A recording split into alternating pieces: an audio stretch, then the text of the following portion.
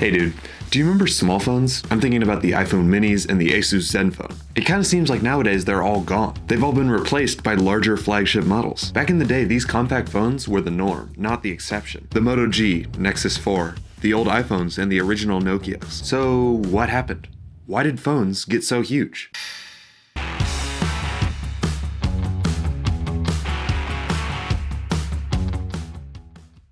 Back in the day, phones were really big, and they only gained popularity once they got small and affordable. I would say that the first real pocketable phone was the Motorola StarTAC in 1996. Motorola StarTAC for only $199 down, plus $5 a month for 24 months. For almost 15 years, phones became and stayed small and pocketable. As I've talked about before, they were all very different, but generally speaking, phones were small devices that you could easily fit in your pocket and operate with one hand. Whether it was a bar phone, a flip phone, a slide phone, whether it had a full screen or a QWERTY keyboard, they were all small, pocketable devices. The Nokia 3310 was 4.5 inches tall. The first iPhone was also 4.5 inches tall. The BlackBerry Bold was 4.3 inches, and it stayed this way for a very long time. During this time, phone tech was advancing at a crazy speed. It really started to pick up in 2007 when Apple invented the first iPhone. It wasn't the first phone to do it, but it was the first to gain massive popularity using a capacitive touchscreen instead of a QWERTY keyboard. But even as phones ditched the keyboard for a full-body touchscreen, they stayed relatively small. But pretty soon, things started to change.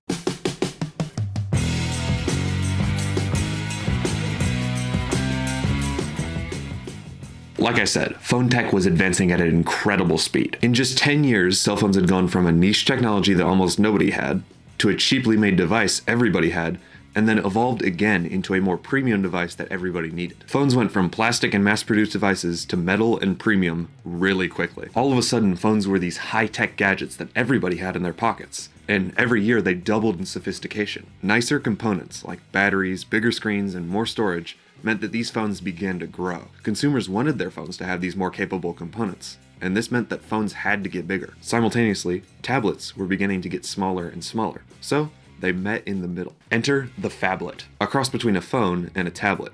The term was first coined in 2007 with the HTC Advantage, but it didn't become super popular until the first Galaxy Note in 2011. From there, phones just kept growing.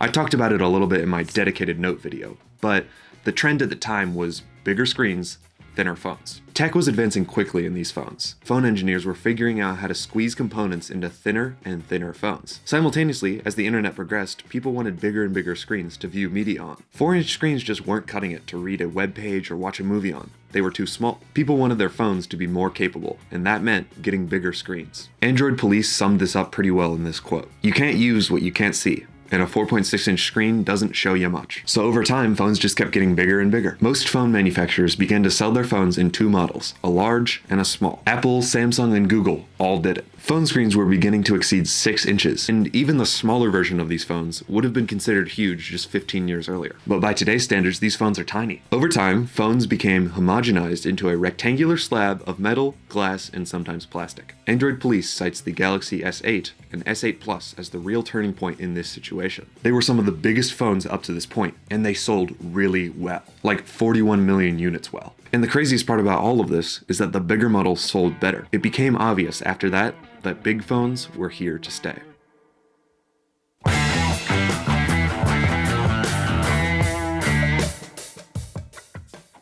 Samsung and other companies followed the demand. They started making phones that were bigger and bigger to fit in better batteries and larger displays. Not only did these bigger phones sell better, but they were actually more profitable for the companies. Think about it this way. A larger phone has greater perceived value by the public because it's seen as more premium. This means that companies are allowed to charge more for these devices. Because of this, the average price of phones accelerated at a rate much greater than inflation. Phones were the most expensive they've been in years, and phones were also selling way more units than they ever had. The consumer was happier with their phone, and the companies were happier with their profit.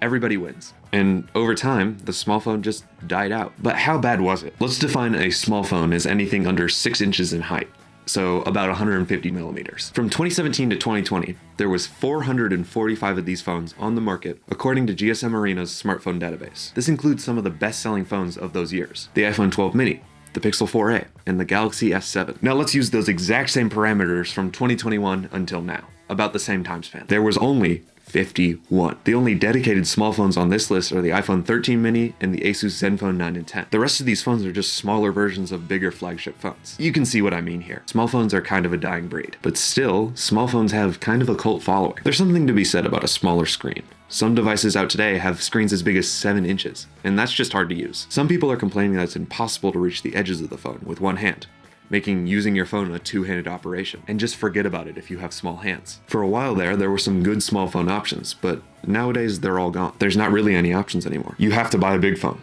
But why did small phones die out in the first place?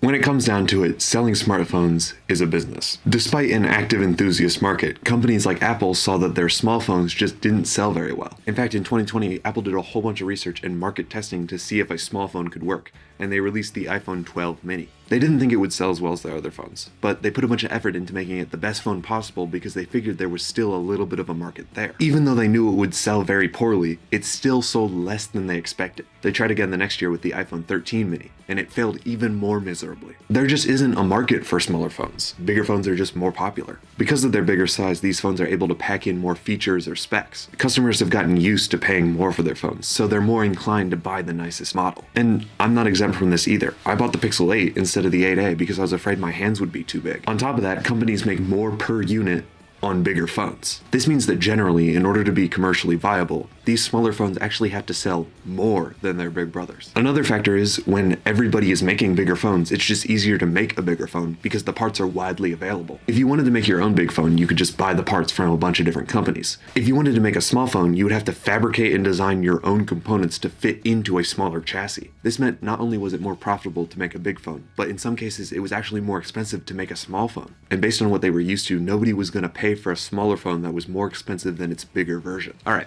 back to me. Hey dude, I don't have sponsors on this channel, so a subscription would go a long way. I'm really close to 10k subs. Alright, back to the video. When it comes down to it, the consumer votes with their wallet, and we all voted for big phones, which is a shame because small phones are cool. Over time, the small phone just died out. The iPhone SE line is wildly outdated. The iPhone mini line only lasted 2 years. The final holdout for the small phone market was the Zenfone line. The Zenfone 9 was wildly popular, but still had issues. In 2023, they released their best phone yet, with the Asus Zenfone 10. It added wireless charging and a whole bunch of other features. It came in fun colors, and it was a great phone regardless of size. It could go head to head with some actually flagship phones. But because it was a smaller phone, it was hard to take seriously. Asus pulled the plug because it just wasn't making enough money. It's sad to see them go, but the death of the small phone was inevitable. The rise of the big phone quickly eclipsed the small phone, but an enthusiast market still thrives. Maybe one day, that market will be big enough to bring them back. Thank you to my members, Juno Knight, Toru, Aaron, Cameron Lewis, and Gustavo Rodriguez. That's all I got. Party on, dudes.